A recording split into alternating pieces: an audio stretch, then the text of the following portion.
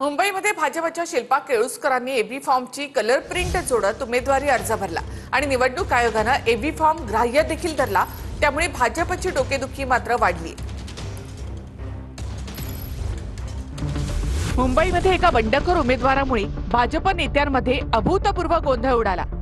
173 क्रमांकाच्या वॉर्डमधून शिल्पा केळुसकर यांनी भाजपच्या एबी फॉर्मची कलर झेरॉक्स काढून अर्ज भरलाय। शिल्पा केळुसकर यांना आधी एबी फॉर्म देण्यात आला होता, पण जागा वाटपामध्ये हा वॉर्ड शिंदेच्या शिवसेनेचे माजी नगरसेवक रामदास कांबळे यांच्या पत्नी पूजा कांबळे यांच्याकडे गेला। त्यामुळे केळुसकरांना एबी फॉर्म परत देण्याची सूचना भाजपच्या नेत्यांनी केली। त्यानंतर शिल्पा केळुसकरांचे पती दत्ता केळुसकरांनी ओरिजिनल एबी फॉर्म पक्षाला परत केला, पण त्याआधी दत्ता केळुसकरांनी एबी फॉर्मची कलर झेरॉक्स काढून ठेवली होती। तीच कलर झेरॉक्स त्यांनी निवडणूक आयोगाकडे सबमिट केली। त्यामुळे शिल्पा केळुसकरांचा उमेदवारी अर्ज निवडणूक आयोगानं ग्राह्य धरला। आता भाजप नेते दत्ता केळुसकरांनी उमेदवारी अर्ज मागे घ्यावा अशा सूचना करतायत, पण दत्ता केळुसकर अर्ज भरून नॉट रिचेबल झाले।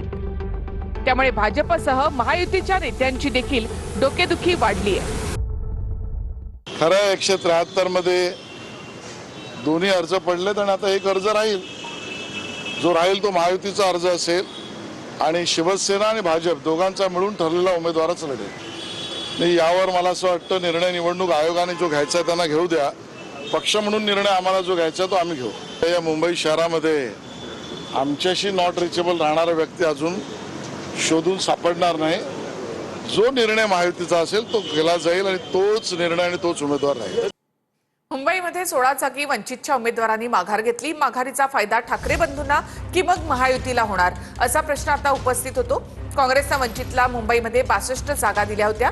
मुंबईमध्ये मिळालेल्या 62 पैकी 16 जागी वंचितनं माघार घेतली आहे। मुंबईत काँग्रेस आणि वंचितच्या युतीत नाट्यमय घडामोडी झाली। काँग्रेस सोबतच्या आघाडीत वंचितला मिळालेल्या 16 जागांवर वंचितनं उमेदवारच दिला नाही। वंचितला 62 जागा मिळाल्या होत्या, त्यांनी फक्त 46 जागांवरच उमेदवार दिला।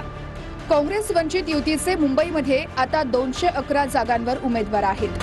त्यामुळे उरलेल्या 27 ठिकाणी आता ठाकरे बंधू विरुद्ध भाजप शिंदेच्या महायुतीमध्ये थेट लढत होणार आहे। वंचितच्या माघारीचा फायदा हा ठाकरे बंधूंना होणार की भाजपला, याकडे सर्वांचं लक्ष आहे।